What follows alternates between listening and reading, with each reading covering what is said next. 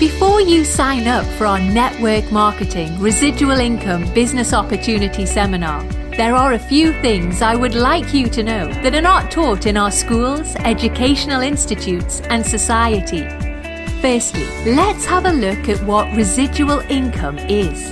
Have you heard of Robert Kiyosaki? He is the author of the book called Rich Dad, Poor Dad.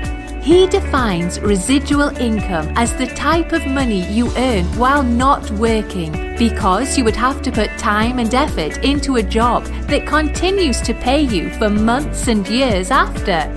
Let me ask you a question. What if you lose your job? Do you continue to get paid or do you not? Sounds like a silly question, right? Because for some of us, we will automatically lose our income. Let me ask you another question. Do you have residual bills such as mobile phone bills, telephone and broadband bills, gas and electricity bills, rent, mortgage, insurance, and much more? For some of us, month to month and year to year, we pay residual bills without understanding and achieving residual income. Do you want to know how to earn residual income? If you want to earn residual income, you must focus on taking advantage of leverage. What is leverage? It's an increased means by which to attain something. Imagine yourself trying to sell mobile phones and your goal is at least 10 per day. Then hopefully you will reach your goal for the end of the day. Then imagine you have your own team of 10 people with the exact same goal that have their own teams with the same goal.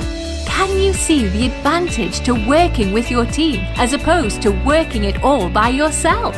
You could potentially sell several hundred mobile phones per day, making the commission on every single one sold.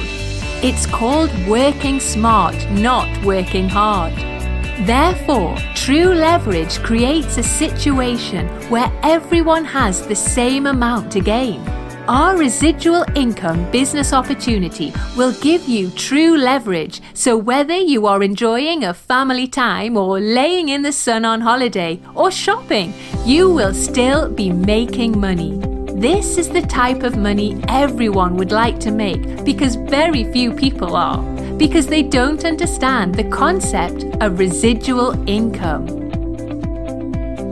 Imagine you own a business and you employ just one person, me. I work for 8 hours on Monday. You work for the same 8 hours on Monday. You get paid for 16 hours worth of work because you take a portion of my productivity as income back to yourself. You are leveraging off my efforts because I'm your employee. Theoretically, the more employees you have working for you, the more leverage you have. Have you ever had employees? If you have, you know that in theory it sounds great, but in reality it can be difficult to reach true leverage through employees. It's been once said, if you have one employee, you have a headache. If you have 100 employees, you run an adult daycare center.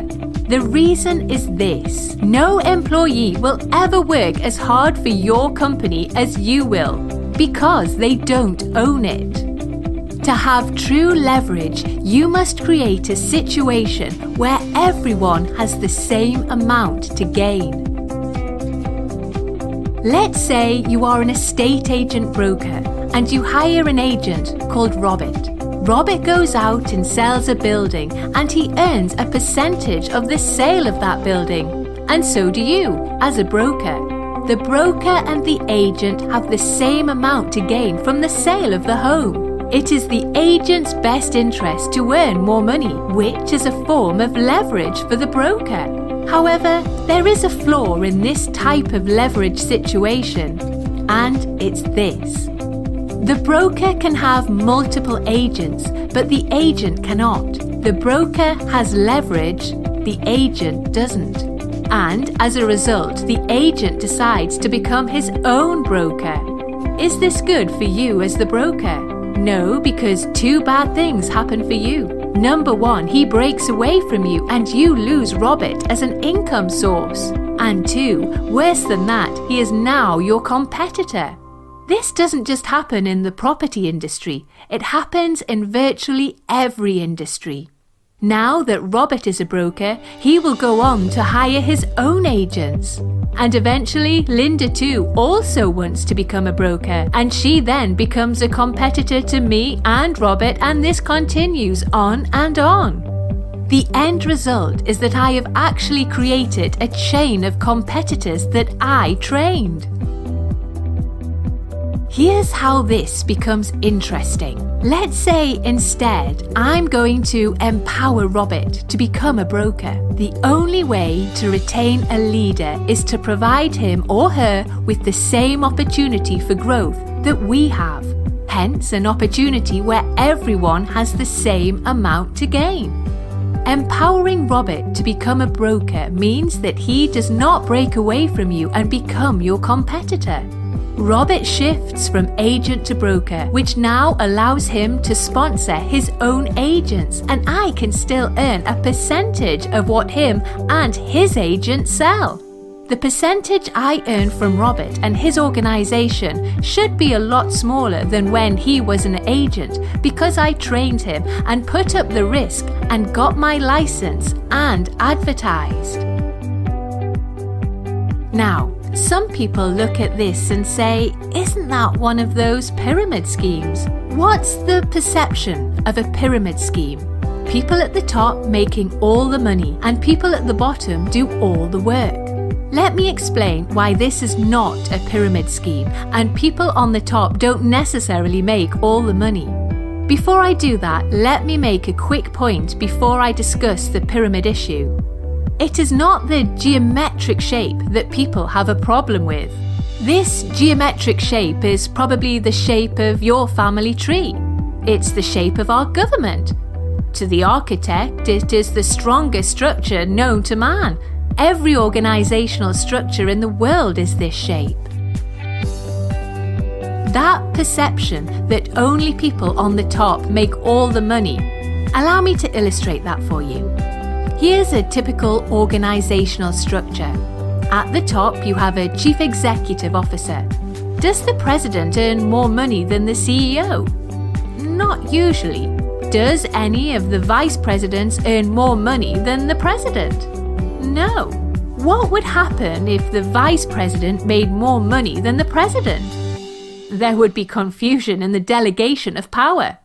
The typical organizational structure is designed to make the process of delegation clear. Each level of the corporation earns less income. The reason the president can tell the vice president what to do is because they make more money. So the corporate structure is that people at the top making the majority of the money, people at the bottom do not. The CEO of any corporation earns off the productivity of, or is leveraged off, everyone in his or her corporation, whether that CEO personally hired someone in the organization or someone else in the company hired them. So the CEO and only the CEO earns on multiple levels of his or her organization. Now I'm going to show you a residual income model that gives you the same opportunity as a CEO of a company to earn on multiple levels in your business. In this business model, you, the individual, are given the opportunity to earn off the productivity of the people in your organization, whether you personally sponsor them or someone in your business sponsors them. Remember, we said earlier, to reach true leverage, you must create a situation where everyone has the same amount to gain. Here's what makes the business model the absolute fair structure available. In most residual income companies, everyone can earn a certain number of levels deep in the business they build. If you build a business that is more productive than mine, then you will earn more money than I would, even if you were in my business. Do you know what I call that? Fair. In any business structure, shouldn't the most productive person make most of the money? What's not fair is that some people have not understood what residual income is until today, and other people have, but now that you understand it, take responsibility for it. Don't create reasons why you can't do this, because you can do it. The difference between the wealthy and everyone else is leverage. And nothing gives you leverage in such an ethical way than this fair residual income business model we've been looking at. If your goal is financial success, then I can help you discover a right business vehicle that offers you a brilliant residual income opportunity. You will be able to build your business part-time without losing your day job. You don't have to sacrifice your family time or have previous experience. What you will get is an equal playing field with everyone else to build your business and be successful no matter when you start. Would you like to know the main principles to look for in a residual income business? They are: 1. Huge expanding market. It doesn't matter how good you are in an industry that has saturated.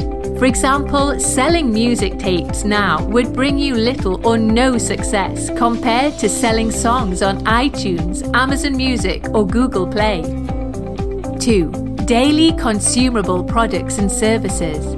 You want the repeat sales of daily consumable products and services. For example, every time someone picks up the telephone or turns on electricity or drink coffee, you want those repeated commissions because it will continue to pay you again and again and again. We call this residual income earlier. 3. Timing. Relating to trends, for example. With the cost of living increasing, people are looking for ways to earn extra income. With an increase in UK's ageing population living longer, individuals are willing to invest more into their physical health. If you want to earn residual income, we will focus on a company that has positioned itself in front of the latest trends.